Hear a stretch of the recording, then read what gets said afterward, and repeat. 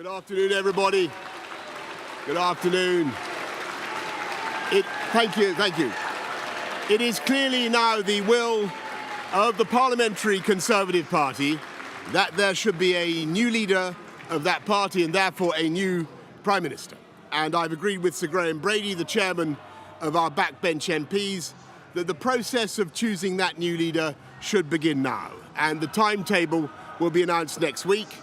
And I've today appointed a cabinet to serve, as I will, until a new leader is in place. So I want to say to the millions of people who voted for us in 2019, many of them voting Conservative for the first time, thank you for that incredible mandate, the biggest Conservative majority since 1987, the biggest share of the vote since 1979. And the reason I have fought so hard in the last few days to continue to deliver that mandate in person was not just because I wanted to do so, but because I felt it was my job, my duty, my obligation to you to continue to do what we promised in 2019. And of course, I'm immensely proud of the achievements of this government, from getting Brexit done to settling our relations with the continent for over half a century, reclaiming the power for this country to make its own laws in Parliament, getting us all through the pandemic, delivering the fastest vaccine rollout in Europe, the fastest exit from lockdown, and in the last few months, leading the West in standing up to Putin's aggression in Ukraine. And let me say now to the people of Ukraine that I know that we in the UK will continue to back your fight for freedom for as long as it takes. And at the same time, in this country, we've been pushing forward a vast programme of investment in infrastructure and skills and technology, the biggest in a century, because if I have one insight into human beings, it is that genius and talent and enthusiasm and imagination are evenly distributed throughout the population, but opportunity is not. And that's why we must keep levelling up, keep unleashing the potential of every part of the United Kingdom.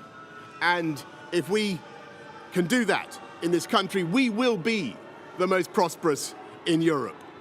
And in the last few days, I've tried to persuade my colleagues that it would be eccentric to change governments when we're delivering so much, and when we have such a vast mandate, and when we're actually only a handful of points behind in the polls, even in mid-term after quite a few months of pretty relentless sledging, and when the economic scene is so difficult domestically and internationally. And I regret not to have been successful in those arguments, and of course it's painful not to be able to see through so many ideas and projects myself.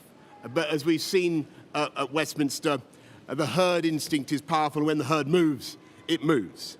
And my friends, in politics, no one is remotely indispensable.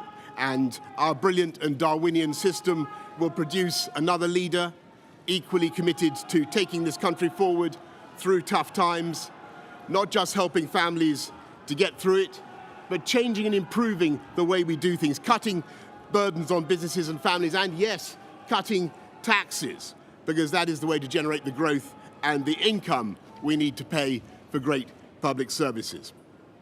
And to that new leader, I say, whoever he or she may be, I say I will give you as much support as I can. And to you, the British public, I know that there will be many people who are relieved, and perhaps quite a few who will also be disappointed. And I want you to know how sad I am to be giving up the best job in the world. But them's the breaks. I want to thank Carrie and our children and all the members of my family who have had to put up with so much for so long. I want to thank the peerless British civil service for all the help and support that you have given our police, our emergency services, and of course our fantastic NHS, who at critical moment helped to extend my own period in office, as well as our armed services and our agencies that are so admired around the world, and our indefatigable Conservative Party members and supporters, whose selfless campaigning makes our democracy possible. I want to thank the wonderful staff here at Chequers, here at Number 10, and of course at Chequers, and our fantastic prop force detectives, the one group, by the way, who never leak. Above all, I want to thank you, the British public, for the immense privilege that you have given me. And I want you to know that from now on until the new Prime Minister is in place, your interests will be served and the government of the country will be carried on. Being Prime Minister is an education in itself.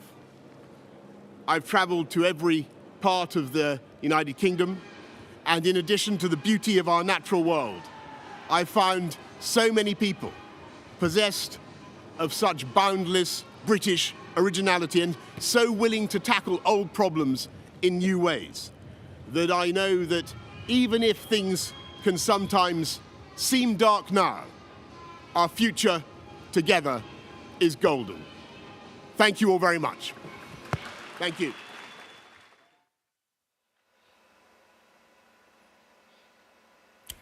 Well, there you have it, officially hearing from Boris Johnson, soon to be the former Prime Minister of Britain, announcing his resignation after really a whirlwind 24 hours or so. First, there were just a couple of high-profile resignations within his cabinet, and then overnight, dozens of cabinet members and aides resigning over a